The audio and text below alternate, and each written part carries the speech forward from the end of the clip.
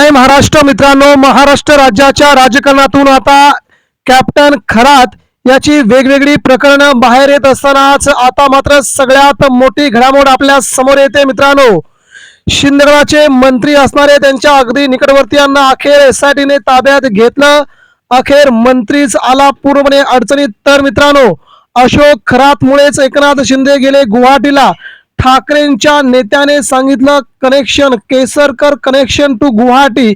नेमकं काय घडतंय पडद्याच्या पाठीमागे? फडणवीस यांनी राजकीय गेम करत शिंदेगडाला टार्गेट करण्याचं ठरवलंय का? आणि एकनाथ शिंदेच्या शिवसेनेच्या बड्या बड्या नेत्यांवरती आता मोठं संकट निर्माण करण्यात फडणवीस यांचा हात आहे का?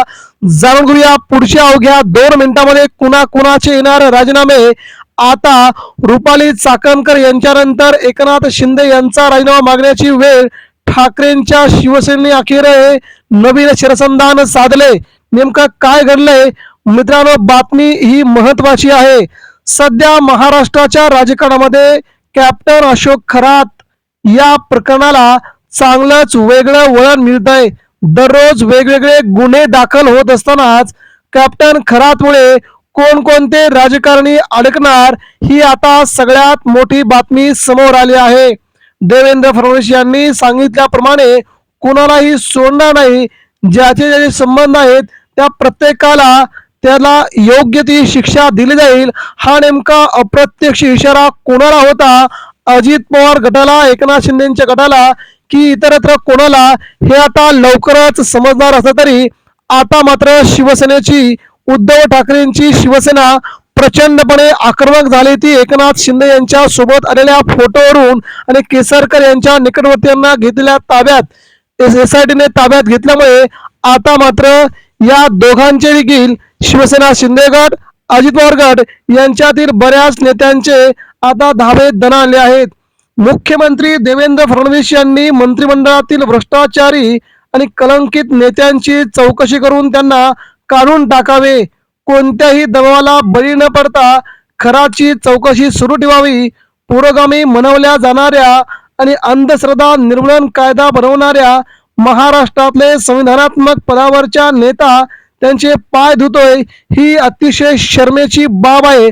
सरकारने अखेर त्या व्यक्तीचा राजीनामा घेतलाय, मात्र जे भक्तगण आहेत त्यांची हकालपट्टी कधी, त्यांना सरकारमधून बाहेर कधी काढणार, असा थेट प्रश्न संजय राऊत यांनी विचारलाय। संजय राऊत यांनी जवळजवळ 8 ते 9 मंत्र्यांचे फोटोज सोशल मीडियावरती टाकत महाराष्ट्राच्या राजकारणात यांचे जे संबंध आहेत त्यांचं काय, असा थेट प्रश्न विचारलाय। त्यानंतर मित्रांनो, नाशिकमधील भोंदूबाबा अशोक खरातची पाद्यपूजा केल्याने रुपाली चाकणकरांना आपल्या राज्य महिला आयोग पदाच्या अध्यक्षपदाचा राजीनामा द्यावा लागला।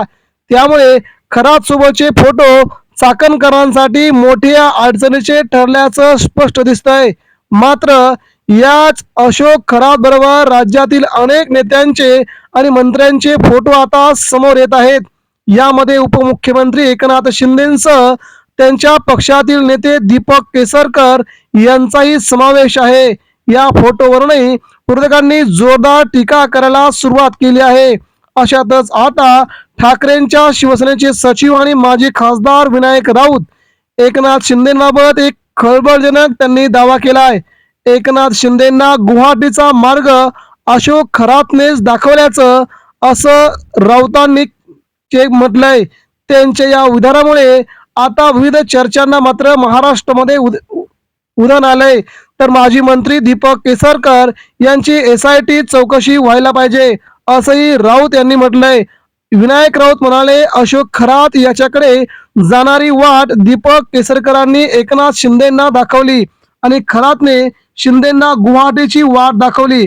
खरात जेव्हा तोंड उघडेल तेव्हा मंत्री मंडळातले अर्धे मंत्री उघडे पडतील असा रोखठोक दावा केलाय। तर मुख्यमंत्री देवेंद्र फडणवीस यांनी मंत्रिमंडळातील भ्रष्टाचारी आणि कलंकित नेत्यांची चौकशी करून त्यांना काढून टाकावे आणि कोणत्याही दबावाला बळी न पडता खराची चौकशी सुरू ठेवावी अशी मागणी त्यांनी केली आहे। शिवाय पुरोगामी म्हणवल्या जाणाऱ्या आणि अंधश्रद्धा निर्मूलन कायदा बनवणाऱ्या महाराष्ट्रातले संविधानात्मक पदावरच्या नेत्यांना लाज वाटायला पाहिजे असं संजय राऊत यांनी म्हटलंय। त्यामुळे आता उद्धव ठाकरे यांची शिवसेना प्रचंडपणे आक्रमक झाली असून खरातच्या सगळे व्हिडिओ बाहेर येईपर्यंत आता ही चौकशी सुरू व्हावी, यामध्ये शिंदेगडातील आणि अजित पवार गटातील काही नेते असण्याची शक्यता वर्तवली जात आहे. यामुळे भाजप नेमके आपल्या सहकाऱ्यांना वाचवणार की त्यांचा राजीनामा घेणार हे लवकरच कळेल. मात्र उद्धव ठाकरेंच्या नेत्यांनी जे खळबळजनक दावे केलेत ते दावे खरे आहेत का, महाराष्ट्र विचारतोय. नेमकं काय घडतंय मित्रांनो, याबद्दल आपल्या प्रतिक्रिया द्या.